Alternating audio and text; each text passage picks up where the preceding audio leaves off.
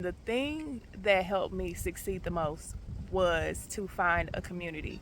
Whether this community is a community that you meet with in person or a virtual community where y'all link up online, having community and support is essential. I actually tried going plant based before, and because I did not have community, I was not successful. I was able to sustain for about 6 months, but when I tell you, it was a complete struggle. I didn't know what to eat. Nobody around me was eating the same way I was. I just felt lost and I did not have any support. So, the biggest difference between that time and the time 10 years ago when I decided to try it again was having community. Some people that you can share your struggles with, your successes, get tips, share recipes, just having people. Because when it gets tough, and it will, you're going to need somebody to be able to relate to what you're going through. So, community is key. My second word of advice is to know why you are doing this. Like, why is it important for you to eat healthier, incorporate more plants, or get rid of meat or dairy or whatever it is that your goal is? Something that helped me establish my why as I was developing it was I was watching a lot of documentaries and getting a lot of information that I was unaware of from these documentaries on how my food choices are affecting my body and impacting the world and animals and all the things. So even though like my initial pull was to not eat meat because it just wasn't something I was drawn to anymore, having documentaries and having more information, making a moral decision, an informed decision was very, very important and helped me establish my why even further and deeper, where I was able to make it even more meaningful. Number three is to be the person of your dreams. And what I mean by this is for you to show up the way that the person who has already achieved your goal for eating more plants, not eating meat, or whatever it is, make the decisions that they would make. How would they show up? What activities would they do?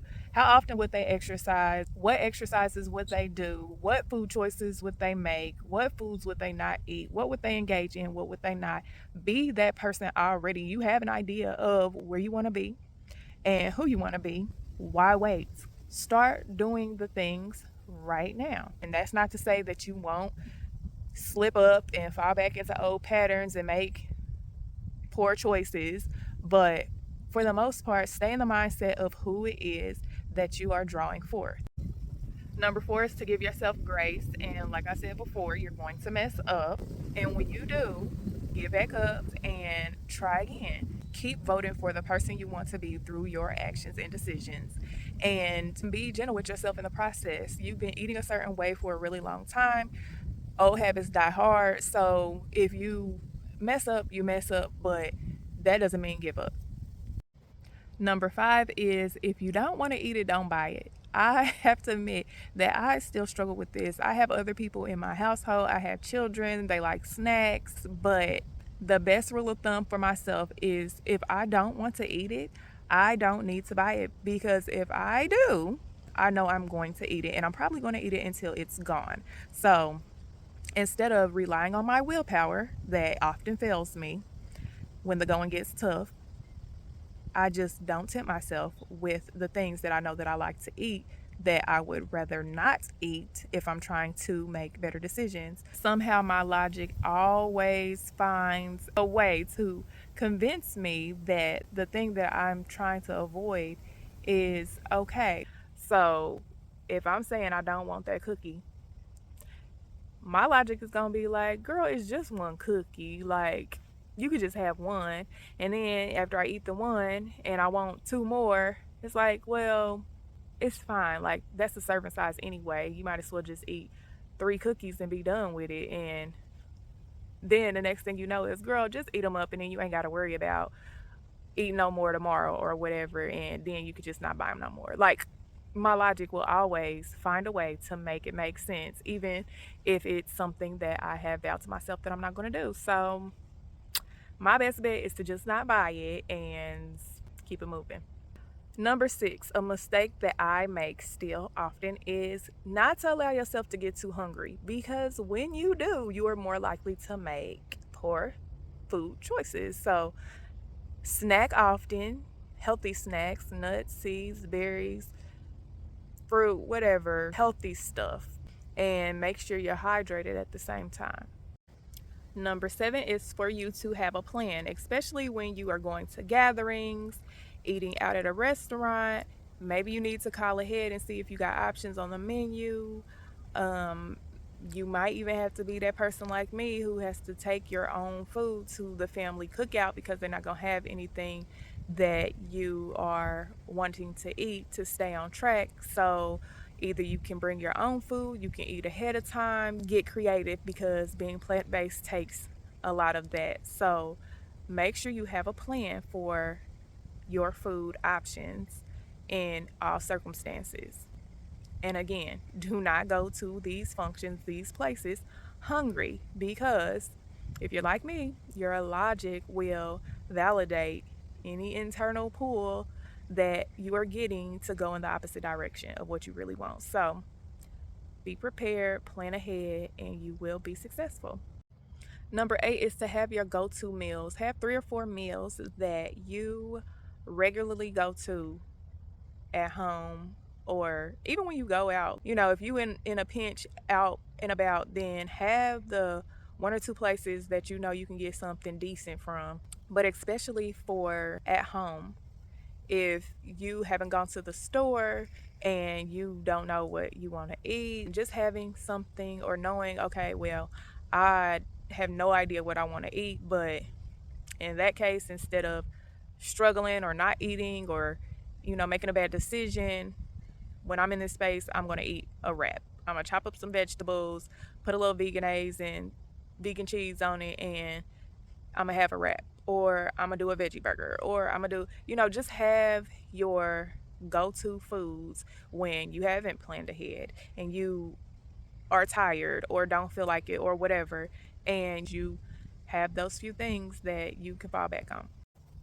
I want to make a side note here about convenience foods. And I'm talking about the plant based alternatives that come prepackaged, veggie burgers or nuggets or pizza rolls and all those types of things that help you transition to a more plant based diet. Those are fine when you are just starting out. But my disclaimer is that you do not want to become dependent on these, especially for the long run. You want to start either making these things yourself or just eliminating them.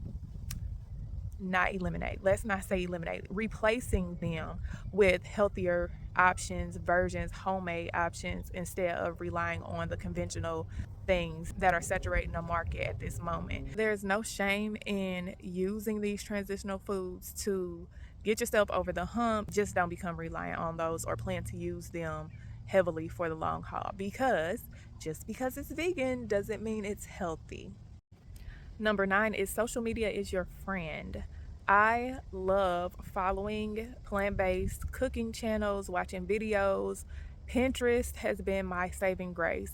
And shameless plug, we have a Urban Evolution food board that is public that has 1,000 or more pins on it of plant based meal ideas. So if you want ideas for meals and recipes, then Pinterest is the way to go. Also, TikTok, I hear, is a good place to get recipe ideas and videos like that. But as a plant based person, you cannot be afraid to get in the kitchen, try new recipes, and venture out and embrace it and enjoy it, because you're going to have to if you don't want to get bored and you want to find things that you really enjoy. You're going to mess up some recipes and you're going to waste some food sometimes because some recipes just ain't going to turn out right. And this ain't just for in the beginning of the journey. I just tried to make a veggie loaf the other day and it was edible, but it was not great.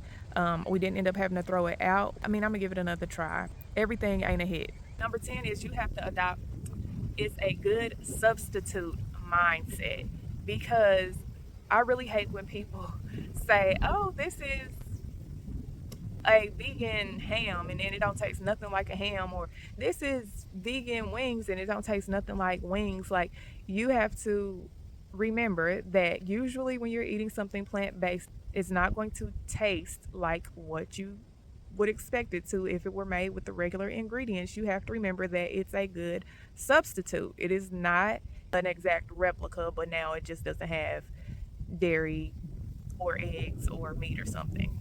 It's a good substitute. And it takes your palate a while to adjust to your new way of eating. Retraining your taste buds might take a little bit of a transition, but if you stick with it, and just because you're transitioning to plant-based doesn't mean that you can't season your food well and all of that, but it's still going to taste different than what you're used to. So give yourself time to adjust. It's part of the process. Number 11 is don't get stuck in a box. And I put this on here for my children because it's really easy. Like I said, you can have your 3 to 4 go-to meals, but you also want to every now and then incorporate something new, like I was saying, so you don't get bored, and so that if you have a family, so they won't get bored and then be like, I want to go back. So just make it a point to try new things, and don't be afraid of the kitchen. Don't just get stuck eating the same 3 to 4 little things, and be brave in the kitchen. Try new things. Number 12 is to crowd stuff out. So like I was saying earlier, I don't want to use the word eliminate. Use the word replace, because you don't want to just keep taking stuff out. You're taking everything out, but you're not replacing it with something. So instead of having the mentality of eliminating stuff, replace it, crowd it out, so you don't feel like you're missing out on anything. It doesn't have to be a cold turkey thing. You can decide that, okay, I'm incorporating more plants, I'm not eating any meat up until dinner, or I'm gonna just replace one meal with all vegetables and the rest I'll just do regular. However it is that you have to do it to make it doable for yourself, then do that. There is no rule that says that you have to just cut out everything at once. Number 13 is to make sure you are eating enough calories. And because you are eating healthier foods, you can eat a whole lot more. So it might be hard for you to get in enough calories in the beginning, but paying attention to whether or not you're eating enough is very important. And that's why I mentioned eating, snacking a lot, especially in the beginning, to make sure that you are getting enough food into your diet, because nobody wants to be walking around hungry all the time, hangry, and then susceptible to falling into old patterns because you're starving all the time. So make sure you're eating enough.